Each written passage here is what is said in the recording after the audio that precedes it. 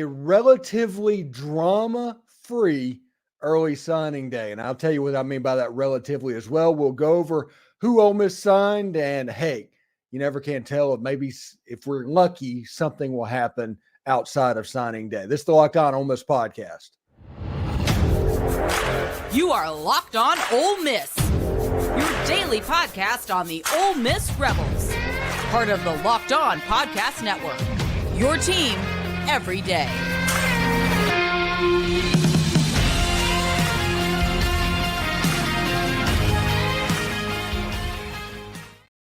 Good evening, Ole Miss fans. I'm Stephen Willis. I'm the host of the Locked On Ole Miss podcast, and we're going to talk and do a little bit of a chat and react a little bit to an early signing day that honestly is probably the best signing day that Ole Miss has had since 2016. Probably is the last time that Ole Miss got in that stratosphere. Not a big class, but a very sturdy class, and is very need-filling class. And you have players that like Cameron Beavers and, William Echoles and Kamarion Franklin and Jeffrey Rush, those stars, those anchors of the defensive line. Ole Miss was able to get commitments from them and just kind of hold them. Wasn't that much drama. That wasn't that much stuff going on. They were just able to hold those commitments. You get the A.J. Maddox, who was the quarterback that Ole Miss ended up taking. For the longest time, we thought it was going to be the kid in Arizona, and then they committed the one in Orlando. And all of a sudden, right at signing day, is the kid from Oak Grove, Mississippi, A.J. Maddox, getting signed as well. I'm pretty excited about those positions. Wide receiver, I think there's a level of super athlete that is being recruited in this class that is flying a little bit under the radar. We'll talk about that a little bit.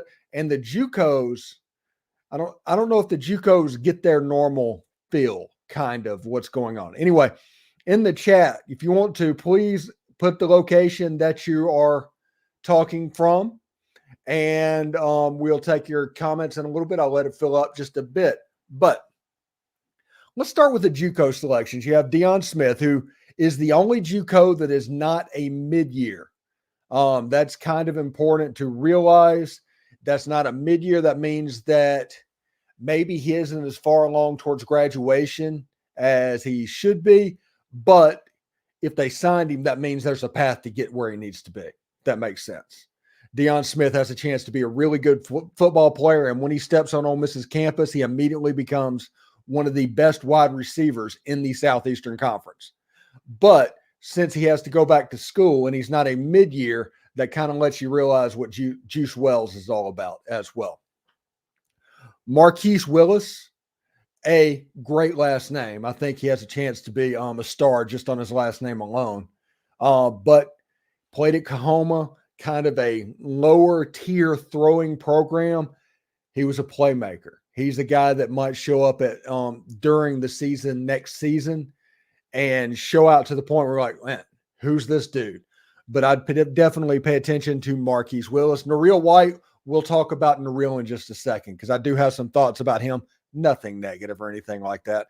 But Raymond Collins, the number one linebacker in Juco, he is going to enroll in school early. Same goes for Cedric Beavers as well. Ole Miss signed 2 Beavers in this one class. That's kind of odd to me. So the other wide receiver that I want to talk about is Nareel White. And Nareel has had some fun on social media over the last week. And he rightfully probably ticked some people off, whatever. At the end of the day, he signed with Ole Miss. It's all done. Bygones be bygones type situation.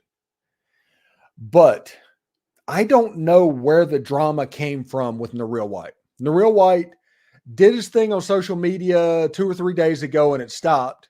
And he actually literally told Zach Berry and David Johnson and all that, it is done. Well, I'm going to Ole Miss. I'm committed to Ole Miss.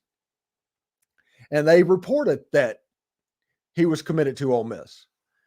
And then today, God bless today, there's a crystal ball dropped from an Ole Miss writer for him flipping from Ole Miss to Arkansas, of all places. And I knew drama was going to go. I did a video about it this morning. Like, this is one of the places where I think drama could happen. But whenever you think back to what actually went on, I don't know if the drama was real or the drama was imagined or the drama was made up. One of those things happened, and we're never going to figure out what's happening there. Defensive line, best defensive line class in the country, in my opinion.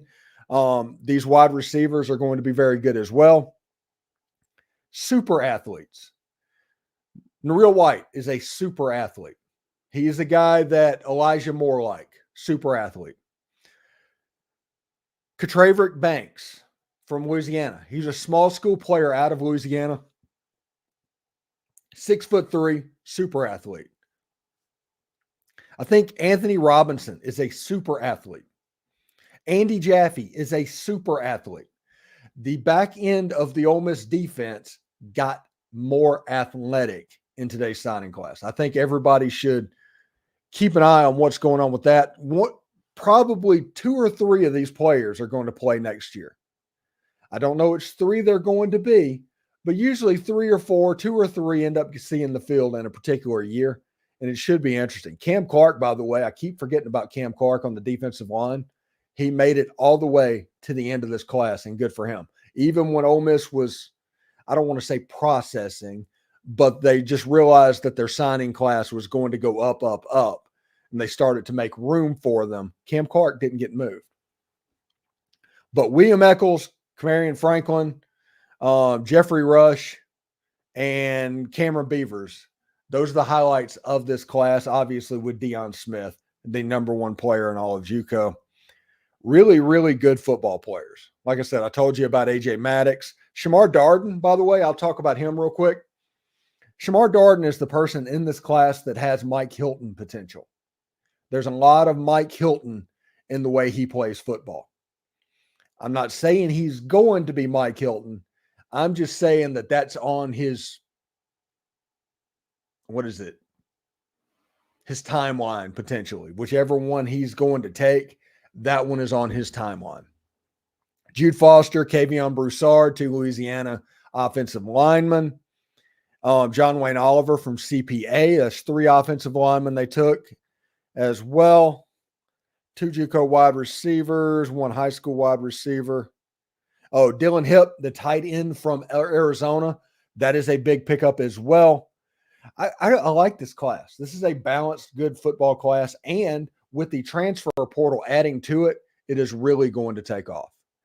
That is my thoughts going with that. Let's go through the chat for a little bit. This is going to be a shorter than usual chat session, so we're just going to talk back and forth. But today's been a long day, and I still have another live stream with SEC After Dark at 9 o'clock to where I'm going to talk about a lot of the same stuff again. So check out SEC After Dark as well. I'll be on there. So Tampa Zeke says, "Let's go Rebels." You almost sound like the first down Ole Miss. So yeah, very good. Christopher Scott, thank you for your consistent content. You're appreciated, brother. Thank you very much, Christopher, for watching my consistent content. It's fun to do this stuff. I wouldn't do it if it wasn't fun. Facebook says, if you're commenting on Facebook, by the way, tag it at the end with your name because it just comes up as Facebook user. It's a great time to be a Rebel, hotty toddy. I'm wondering when Nolan will make his announcement. Love the show, by the way. Nolan is probably going to make the announcement at the moment that he feels is going to get the most benefit. I am not ruling out a Christmas morning edit drop from Walter Nolan. I am not ruling that out at all. And you know what? If he drops it on Christmas morning and I can, we're going to be in here instant overreacting. That is the role I'm going to play. I'm going to instant overreact whenever he does it, unless it's Friday night. Friday night is going to be Tim Thomas's night, and he's going to be talking about Ole Miss basketball. He got bumped last Friday. I'm not bumping him again. But Walter Nolan, if and when he is ready to go, I'm ready to overreact. Tanner Dodson says, HYDR. Thank you, Tanner. James Mendoza is watching from Tupelo. Tanner Dodson full fins up. Facebook user is from Walnut, Mississippi. Carlos Fulton's from Dallas, Texas. Very good. All right, Carlos. Gary Rasco, love your show, man. Thank you very much, Gary. Thank you for watching. Tampa Zeke, Hottie Toddy from Tampa, Florida. Tampa is my favorite city in America. And you can ask my wife about that, the voice of God who moderates these chats. You can ask her how I feel about Tampa, Florida. My wife probably doesn't feel the same way about Tampa, Florida. I love Tampa, Florida. I'm over there all the time. Tanner Dodson's watching from Crystal Springs, Mississippi. Clarksdale, Mississippi, and Let's Go Rebel from a Facebook user. Steve Gay, the Sharks are circling from Hernando, Mississippi. One of these days, I'm going to tell you my Hernando story, by the way. It is not a good one. Leroy Labella, excited about next season, Greenville, Mississippi. William and Mary, there we go, from New Orleans. Hotty toddy, y'all. Very good. The Tribe, right? Didn't William Mary the Tribe? Yeah. William, every day are from Byron, Mississippi. And to answer something you said the other day, the swinging bridge is still here. Thank you very much, William. Jeffrey Langley, I know my brother would have been very happy with this class. Yes, Jeffrey, thank you very much. That's the brother of Ole Miss legend Hoppy Langley, kicked during the Ole Miss Notre Dame game in 1977. That is his brother. Kaylin Dempsey, Hotty Toddy from Birmingham, enemy territory. Alex Hazelwood is Hotty Toddy from Charleston, South Carolina. Jerry Moore from his usual Pascagoula, Mississippi. How you doing, Jerry? Bobby Mann, every day are from South Haven, Mississippi. Hotty Toddy. Alex Hazelwood, this D-line will be absolutely scary in 2024. I'm telling you, this Ole Miss situation right now, and I've said I think it's happening, but Ole Miss is a Walter Nolan commitment with this recruiting class, with the backups they have, from being 12 deep on the defensive line and being the best defensive line in the conference. And if you're the best defensive line in the conference, you're probably the best defensive line in the country. And if Ole Miss has the best wide receivers in the country and they have the best defensive line in the country, you're getting to the point, some pretty heady area whenever you're dealing with that. Jay Young says, can the collective contact a portal recruit during the quiet period? I know the coaches can't have direct in-person contact, but just curious if a representative from the collective can make contact. Collective's not reaching out to anybody. The coaches make first contact with the collective, and then after that, when the kid comes on campus, they meet with the collective. Now, you have an idea probably of where you want to go, is how you want to structure the deal. I might be talking completely out of school out of this, but the collective is not initiating anything. They're not. The player is reaching out to the coaching staff through probably a player that is on this field, because through the all-star games and everything else, contacts made. That's how the player reached out to the coaching staff. Once they get into the portal, the coach reaches out to the player. This is all completely legal and above board. So don't think of anything shady's happened again. And the collective not reaching out until it's time for them to reach out.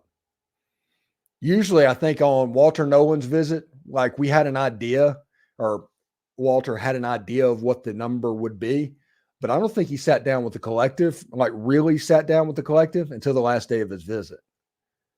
That's just my opinion on that. Wayne Terrell is watching from Clinton, Mississippi. James Hall from Brookhaven, Mississippi. We had a great signing class today, Hotty Toddy. Probably the best since 2016. And our friends to the south kind of ruined that one as well. Jay Cannon, since we got White today, where do you think Burnside will go? I think Ole Miss has a shot at him. I just genuinely think that Mississippi State's not going to let him leave. They lost a quarterback today to Arkansas State. When you're down like that, you need some sort of good publicity, and I think they're going to overpay for Burnside. But I do think Burnside wants to be in Oxford.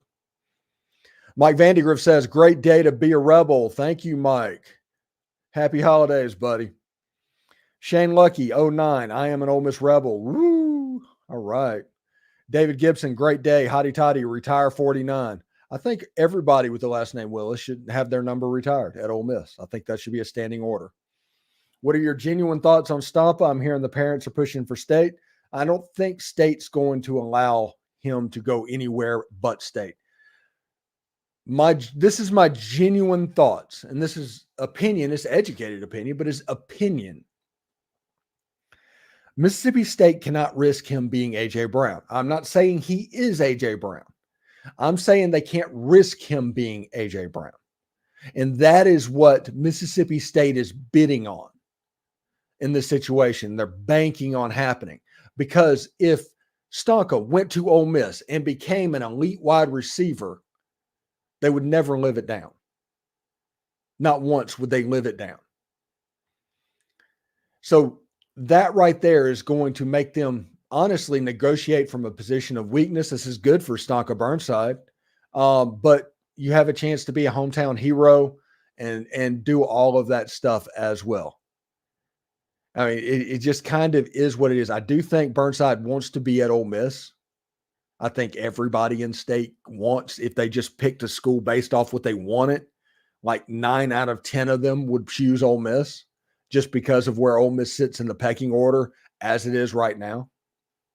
But it's interesting. HT from Austin, signing day is always fun, or at least it has been for a few years back now.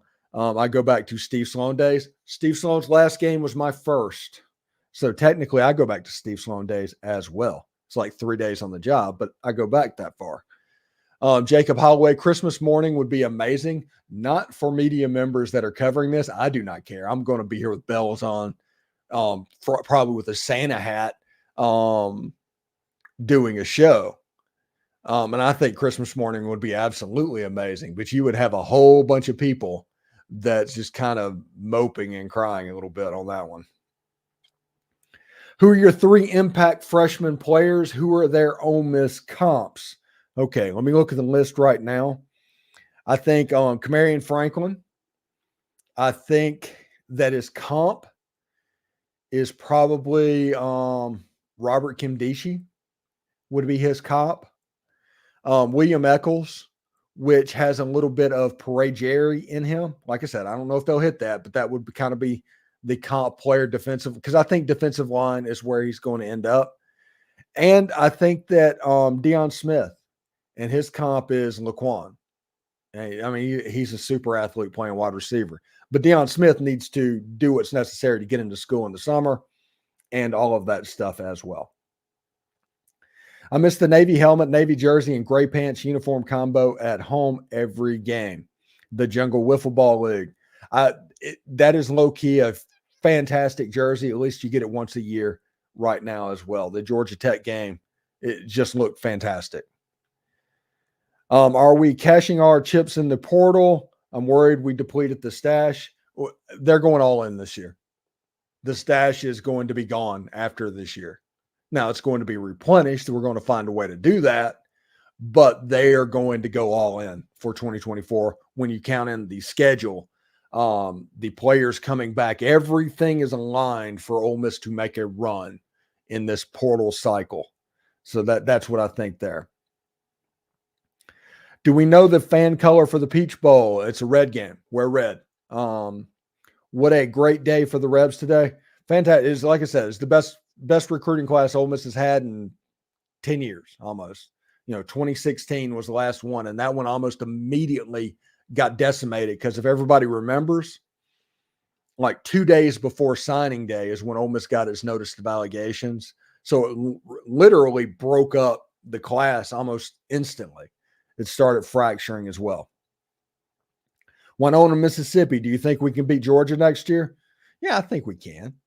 Especially if Walter Nolan comes back. The defensive line and the defense is going to be a completely different animal if Walter Nolan comes on board, if and when Walter Nolan comes on board. Gary Rizard, what do you think about Ole Miss in 2024? Boonville, Mississippi. I think Ole Miss is a legitimate national championship contender for 2024. You have a quarterback that's on the top 10 short list of the Heisman Trophy. You have the best potential running back in college football, the best wide receiver room in college football. At tight end, they're absolutely in phenomenal shape as long as they can stay healthy. And if you take a defense that just comes in and you have this defensive line that goes from being a good defensive line to potentially the best defensive line in college football, mix them with the linebackers behind us, TJ Dudley, Chris Poop-Hall, Suntarin Perkins, those guys on the back end. And then all of a sudden you can see the way they're filling up at safeties and defensive players. They're getting starters from SEC teams to come over to their defense. I think this defense is potentially the top defense in the SEC next season. The way it goes. Walter Nolan's a very key piece. I don't know what he has planned. I'm sure he has planned something. But he's the key from this defense being a great defense to this defense being an elite defense. Basically, Walter Nolan coming in is going to turn Ole Miss's defense into the front that Texas A&M had a year ago. You're going to see Poop-Hall freely running around making plays and TJ Dudley making plays like they can. And that front seven is just going to be nasty, man. Just going to be nasty. John Ward, hotty toddy from Texas. Andre Morris, Navarre, Florida, hotty toddy. Any surprises today from Terry? This is from Rebel Munchkin. No, there was some drama. Like I said, I don't know if the drama was manufactured or if it was real or if it was forced. But at the end of the day, it didn't matter. Every committed player committed. And we're just waiting on Stonka. And honestly, he's probably projected to go to Mississippi State, but Ole Miss is just kind of in on it. So we'll see how that goes as well. Oh, just answered that one. Jerry Moore said, me and my fiance just got confirmed with strep and COVID, but we're watching. Love your show. Jerry, get well, buddy. Strep and COVID, that seems like a good number of antibiotics. Get plenty of rest, enjoy the bowl games, and hopefully it's all gone by the time Christmas gets around. Aside from Nolan, do you think there are others in the portal the staff are prioritizing? I think Damani Jackson is on the list. And if you watched my show earlier in the week, you know exactly why I think that. I think that anybody from USC might be on the table, but like the linebacker from USC did not visit Alabama. He has a weird visit list, so I don't know if he's in the same thing. Defensive end, was it Caleb somebody? I'm not sure exactly where that stands, but I would keep an eye on the two USC guys at the moment, especially Damani Jackson. Caleb Orsman says, what's up, Steven? I am tired. I've been up since 5 o'clock this morning. I am tired, and I still have another live stream to go after this one. Scorcho Gray, hotty toddy from the Aleutian Islands in Alaska. Was so glad to find out we had internet here so I could track signing day. Normally from Vicksburg, Locked On Ole Miss is going to break through to the top 100. I got to 102 today. 102. It's like they're doing this on purpose at the moment. But yeah, we're going to break through that one. I heard we're just waiting on an announcement from Walter Nolan. Is that true? Yeah, that's the same thing I have. Come on over to Tampa for Gasparilla next month. I'll show you Tampa. It's the best and the craziest. Gasparilla crew life is amazing. The Gasparilla Festival, I love. For those who don't know, like there's a Gasparilla Bowl. The Gasparilla Festival is basically, you have to ask Tampa Zeke about it to confirm, but it's about pirates. It's about pirate ships coming into Tampa Bay. And they have a whole festival about pirate ships, and they have the pirate ship with the sail coming into the bay and things like that. Pretty cool stuff. I'm pretty fired up. Tampa's awesome.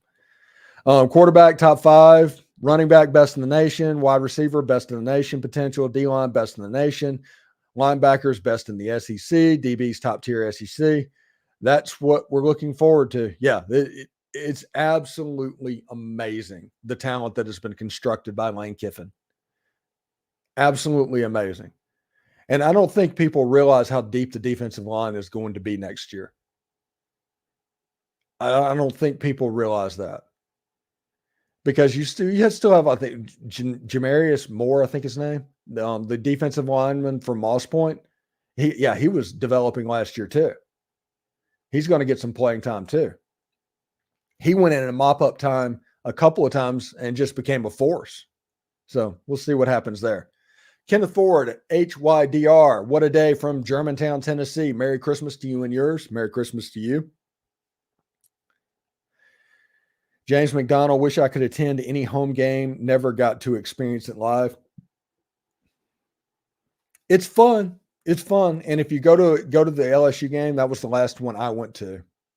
The last one I went to was right after my surgery, before I moved down to Florida, because I was fairly close to Oxford. And then after COVID in 2020, I moved down here and things got a whole lot harder. And then I started this and it became nearly impossible. Will has been a Rebel since Dog Brewer. I've never seen a Rebel team like this. The talent is truly unprecedented. This is all our dreams are about to come true. Yeah. I'm with you, buddy. I'm absolutely with you. Travis B, brother Steve, what's up? How you doing, Travis? James McDonald's, good evening from Alabama. Hotty toddy. Fill me in. Any surprises today? AECP2L. No, it was a pretty calm day, honestly. Pretty calm day. I wish I could have been a fly on the wall when State lost that quarterback.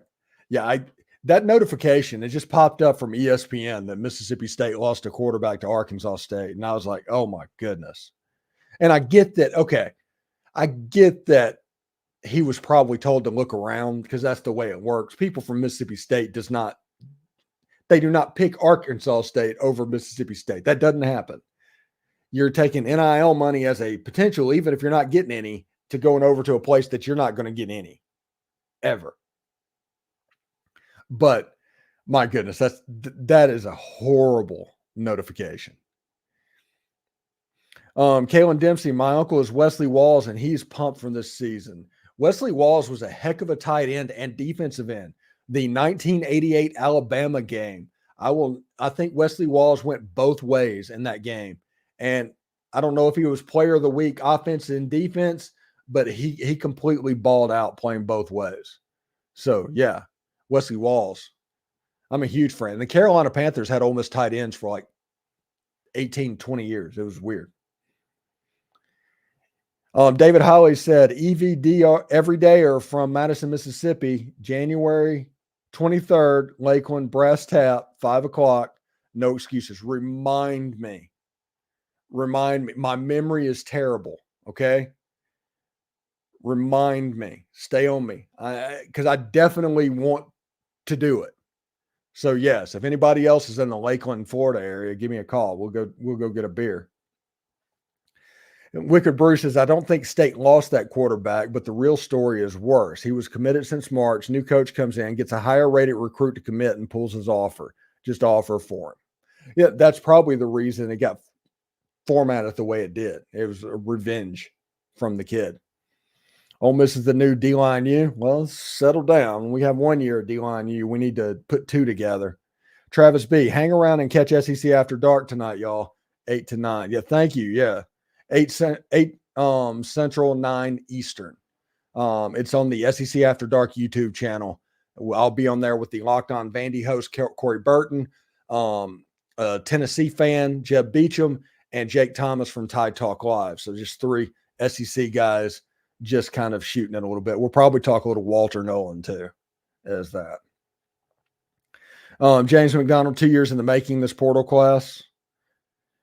James McDonald, any word on Judkins as of yet? I think Judkins going to be fine. Him and Dart deserve their moment. And they're kind of doing that at the moment. All right, we need to wrap this up so I can get ready for SEC After Dark as well.